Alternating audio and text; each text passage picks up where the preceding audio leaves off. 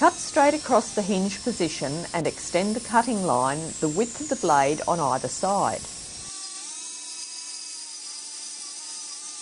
Open out the hinge post area and then test the hinge.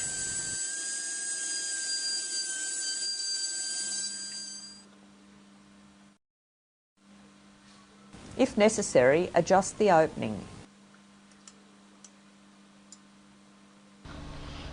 Once you've cut out the portion of the shell to take the hinge post, you now need to prepare the hinge by scraping the back of the hinge to remove the coating. This will allow the hinge to adhere better to the shell. Get a small amount of Vaseline on a toothpick and just put it on the hinge post. This will stop any araldite seeping up into the hinge and gluing the hinge together. When you've done that, just wriggle it together just to get it down into the hinge. Now we need to tape the hinge on the bottom part of the egg in preparation for gluing the hinge onto the top part. We'll just put another piece of tape on the top just to make a little flap so that we can put the araldite on here and then glue it down into place. Use some 2-part epoxy to apply to your hinge.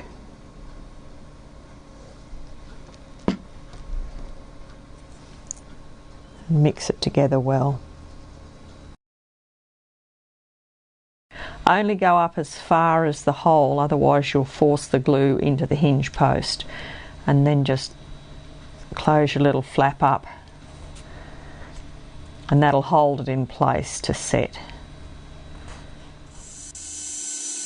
Before you start to cut the egg in half, score on the opposite side of the hinge. I am using a Rotaflex to cut my egg, but you can use any type of rotary cutter, like this one, or if you are really desperate, you can even use a hacksaw blade.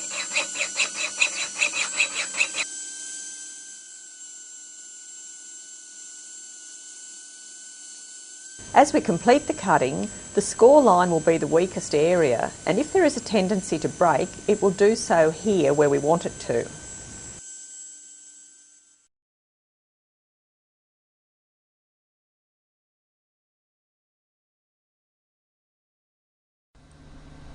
Now that we've cut the egg in two, we can remove the piece of tape off the bottom of the hinge.